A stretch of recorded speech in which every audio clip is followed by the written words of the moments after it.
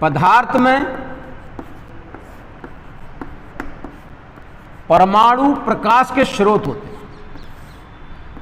ये 1 नंबर का सवाल हो गया, प्रकाश के स्रोत होते हैं। अर्थात हमें प्रकाश प्रदान करने में जो भूमिका निभाते हैं वो परमाणु होते हैं। कैसे? परमाणु में नाभिक होता है, नाभिक में प्रोटॉन न्यूट्रॉन होते हैं और उसके चारों तरफ विभिन्न त्रिज्या वाली कक्षाओं में इलेक्ट्रॉन परिक्रमा करते हैं।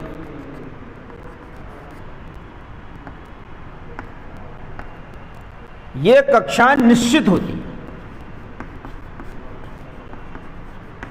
निश्चित कक्षाएं होती हैं।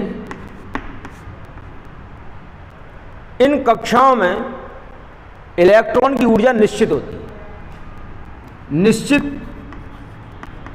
ऊर्जा, जैसा हम प्रीवियस उसमें पढ़ चुके हैं कि जैसे जैसे कक्षाएं नाभिक से दूर होती हैं उनमें रहने वाले इलेक्ट्रॉनों की ऊर्जा ज़्यादा होती है।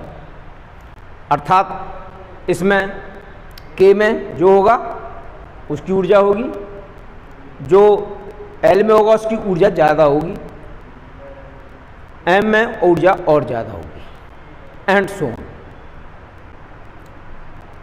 इस कक्षा में इलेक्ट्रॉन जो रहेगा उसकी ऊर्जा फिक्स है। परमाणु ऊर्जा का लालची होता है।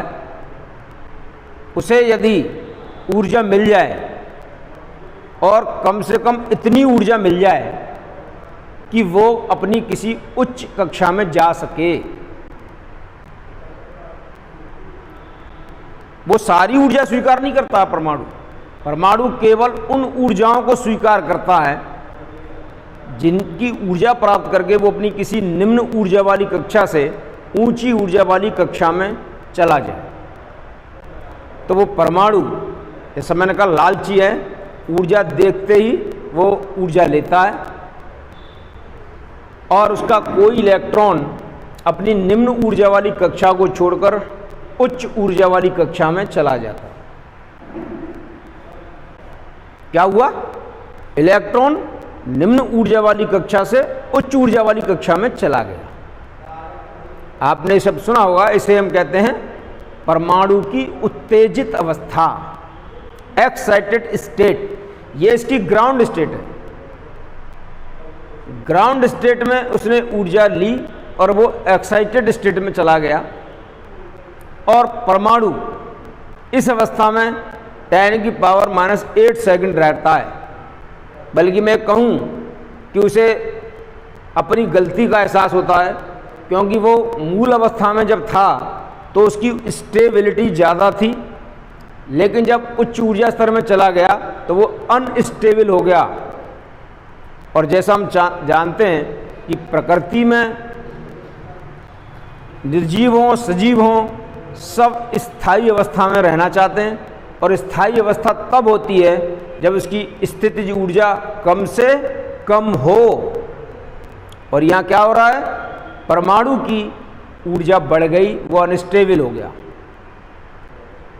तब क्या करता है वो 10⁻⁻8 सेकंड ठहरने के पश्चात पुनः अपनी मूल ऊर्जा स्तर में या किसी अन्य निम्न ऊर्जा स्तर में आ जाता है। अब निम्न में कब आएगा? जब उसकी ऊर्जा कम होगी, क्योंकि ज़्यादा ऊर्जा है तो वो ऊंची कक्षा में रहेगा, नीची में नहीं रह सकता है।